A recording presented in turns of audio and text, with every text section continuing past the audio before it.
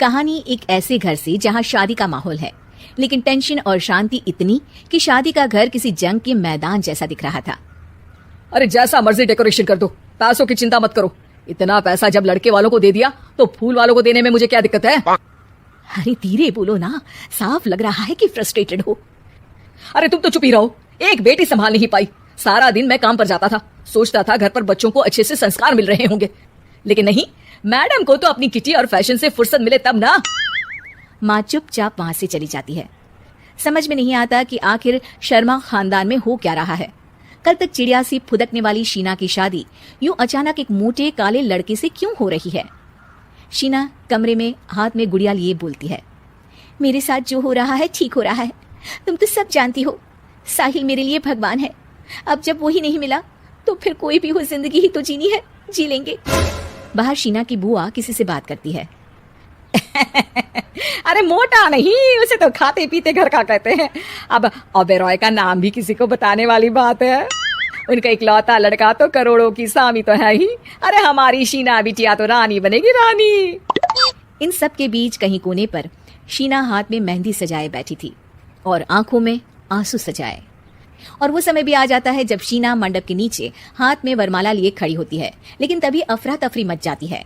कोई कहता है, अरे लड़के की माँ को हार्ट अटैक आ गया। अरे अच्छी खासी थी, कैसे हो गया? अरे कहते हैं ना, किसी किसी लड़की के पैर अच्छे नहीं होते, हो सकता है कि मनहूस है ये लड़की। शीना पास खड़ी सब सुन रही थी। फिर शीना अपने कमरे में आ जाती है। शादी ये कहकर नहीं होती कि लड़की मनहूस है।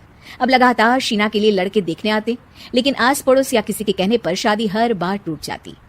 लेकिन एक दिन, अंकल, मैं काफी दिनों से आपसे मिलने की कोशिश कर रहा था, लेकिन हिम्मत नहीं हो पा रही थी। अरे बेटा, हिम्मत तो हमारी टूटी पड़ी है। वैसे कौन हो तुम? मेरा नाम साहिल है अंकल। मैं शीना से प्यार करता हूँ और उसी से शादी करना चाहता हूँ। अरे अब तो किस जात के हो ये भी मायने नहीं रखता। बेटा, मेरी बेटी मनहूस है। ये सब कहते हैं कि इसीलिए उसकी शादी नहीं हो पा रही। अगर तुम शादी करने को तैयार हो तो ठीक है। शीना की शादी साहिल से हो जाती है। अगले दिन साहिल की माँ का देहांत हो जाता है और एक बार फिर लोग शीना को अपशकुनी कहने लगते हैं। अरे खा गई दीदी को ये। अरे क्या जरूरत थी साहिल किसी मनहूस को घर लाने की? पर बुआ, माँ की तो तबीयत पिछले कई साल से खराब थी। डॉक्टर्स ने जवाब दे दिया था। क्या पता ये भी उनका सौभाग्य हो कि वो बहू का मुंह देख पाई। अरे बहू का मुंह देख पाई, या ये कह लो कि बहू का मुंह देखते ही स्वर्गलोक सिधार गई। खैर, हमें क्या, घर तुम्हारा है, हम तो चले। अब शीना को खुद पर ही शक होने लगता है कि कहीं सच में वो अपशकुनी तो नहीं। साहिल, हम दोनों की शादी नहीं हुई होती तो अच्छा था।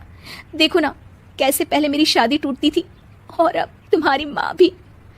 अरे ऐसा कुछ नहीं होता शीना, अपशकुनी वगैरह कुछ नहीं होता। ये सब तो ईश्वर के खेल हैं। वो शादी तुम्हारी इसलिए टूट गई क्योंकि तुमको मेरी पत्नी बनाना था, और माँ का जाना तो तय था।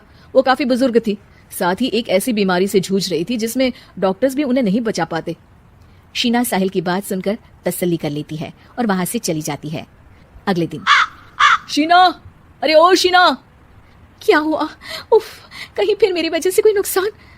अरे नहीं नहीं शीना, तुम जानती हो जिस प्रॉपर्टी के केस को हम बरसों से लड़ रहे थे उस पर फैसला आ गया, वो भी हमारे हक में। अब हम करोड़पति हो गए शीना। शीना शांत रहती है। अरे क्या हुआ? करोड़पति बनकर तुमको खुशी नहीं हुई? शीना की आंखों में पानी आ जाता है। चलिए जी, कुछ तो अच्छा हुआ मेरी जिंदगी में आकर आपके साथ। साहिल शीना को गले लगाकर कहता है, मेरी नई नौकरी भी तुम्हारे ही आने से लगी। ये प्रॉपर्टी का केस जीता, सब कुछ तो तुम्हारे आने के बाद ही हुआ।